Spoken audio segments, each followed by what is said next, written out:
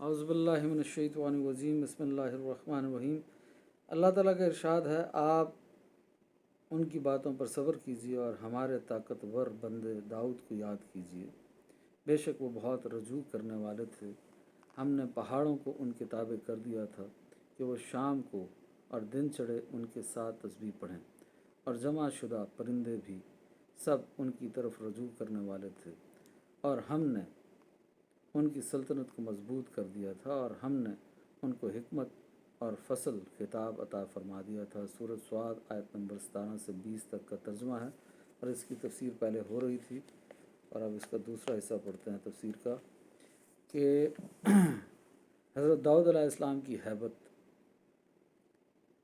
حضرت داؤد علیہ السلام کی فضیلت کی 8ویں وجہ یہ ہے کہ اللہ تعالیٰ نے فرمایا، اور ہم نے ان کی سلطنت کو مضبوط کر دیا۔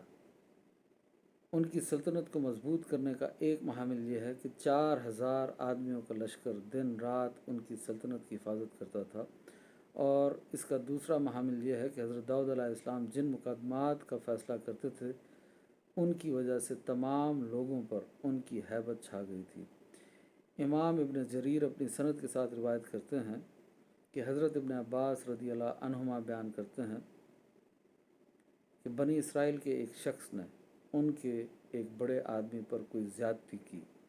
پھر وہ دونوں حضرت داؤد علیہ السلام کے سامنے پیش ہوئے۔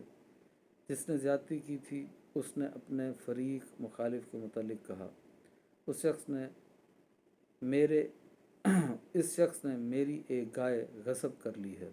حضرت داؤد نے اس سے پوچھا تو اس نے اس بات کا انکار کیا۔ پھر آپ نے مدعی سے کہا، تم گواہ پیش کرو۔ اس کے پاس کوئی گواہ نہیں تھا۔ پھر حضرت داؤد نے ان دونوں سے کہا، ابھی تم چلے جاؤ، میں تمہارے معاملے میں غور کروں گا۔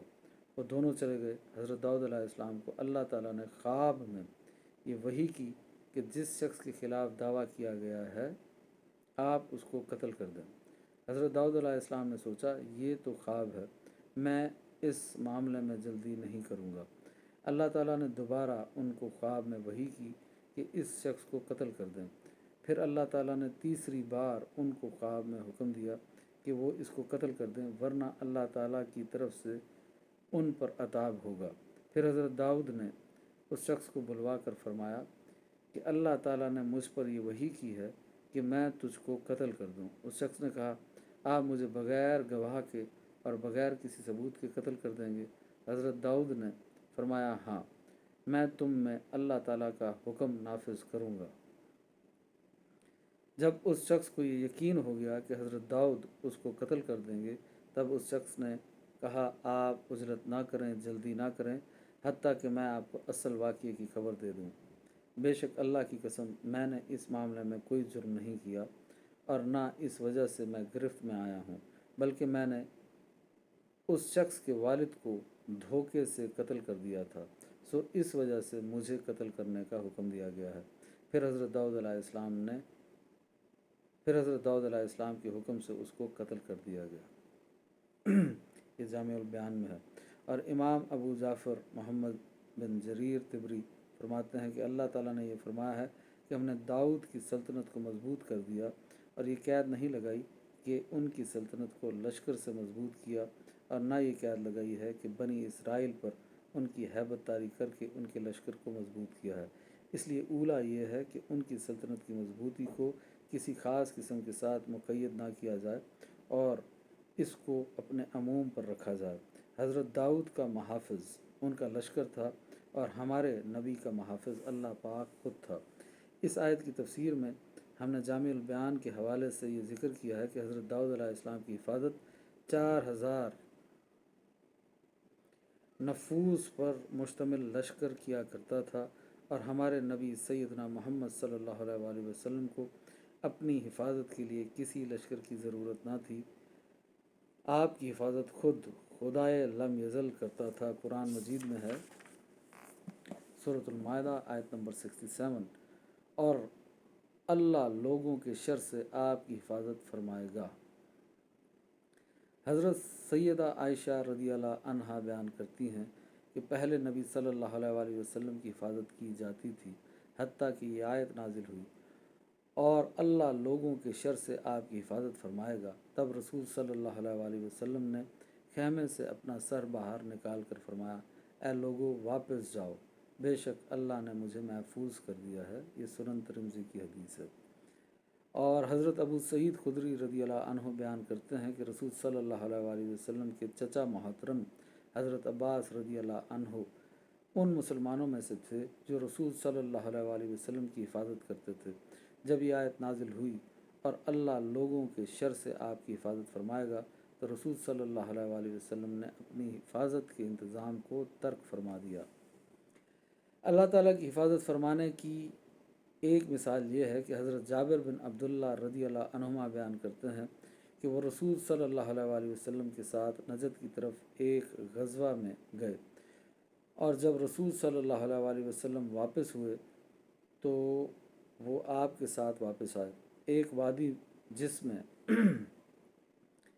خاردار درخت بہت زیادہ تھے، اس میں دوپہر کے وقت انہوں نے قیام کیا۔ مسلمان منتشر ہو کر درختوں کے سائے میں آرام کرنے لگے۔ رسول صلی اللہ علیہ وسلم کیکر کے ایک درخت کے نیچے اترے اور آپ نے اس میں تلوار لٹکا دی۔ حضرت جابر نے کہا، ہم لوگ سو گئے، اچانک رسول صلی اللہ علیہ وسلم نے ہمیں بلایا۔ ہم آپ کے پاس پہنچے تو وہاں ایک عرابی بیٹھا ہوا تھا، ایک دیہاتی بیٹھا ہوا تھا۔ رسول صلی اللہ علیہ وسلم نے فرمایا، میں سویا ہوا تھا، اس شخص نے میری تلوار نکال لی، میں بیدار ہوا تو وہ تلوار اس نے ہاتھ میں پکڑی ہوئی تھی۔ وہ مجھ سے کہنے لگا، آپ کو مجھ سے کون بچائے گا؟ تو میں نے کہا، اللہ۔ تو اس کے بعد یہ گھبرا گیا اور اس نے تلوار پھینک دی۔ اب دیکھو یہ تمہارے سامنے بیٹھا ہوا ہے۔ پھر رسول صلی اللہ علیہ وسلم نے اس کو کوئی سزا نہیں دی۔ یہ صحیح بخاری کی حدیث ہے۔ حضرت داؤد علیہ السلام کی فضیلت کی 9ویں وجہ یہ ہے کہ اللہ تعالیٰ نے ان کو حکمت عطا فرمائی۔ اللہ تعالیٰ کا ارشاد ہے، ہم نے ان کو حکمت عطا فرمائی۔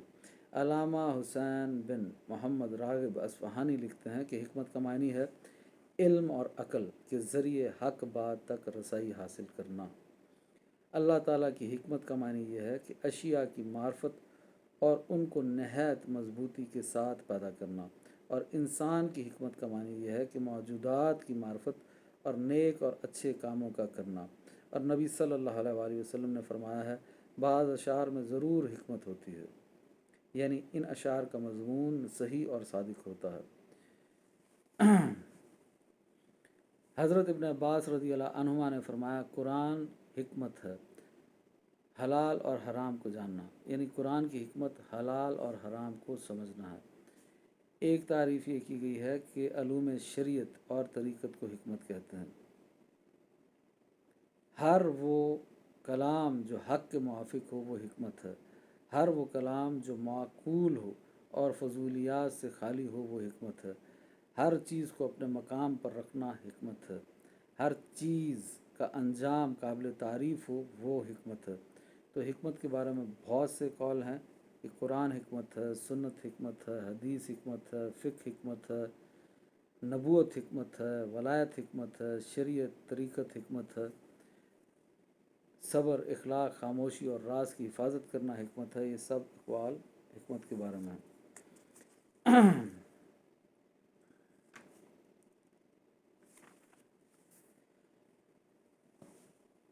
اس کے بعد ہے کہ فصل الخطاب کی تفسیر میں متعدد اقوال۔ حضرت داؤد علیہ السلام کی 10ویں فضیلت یہ ہے، اللہ تعالیٰ نے ان کو فصل خطاب عطا فرمایا۔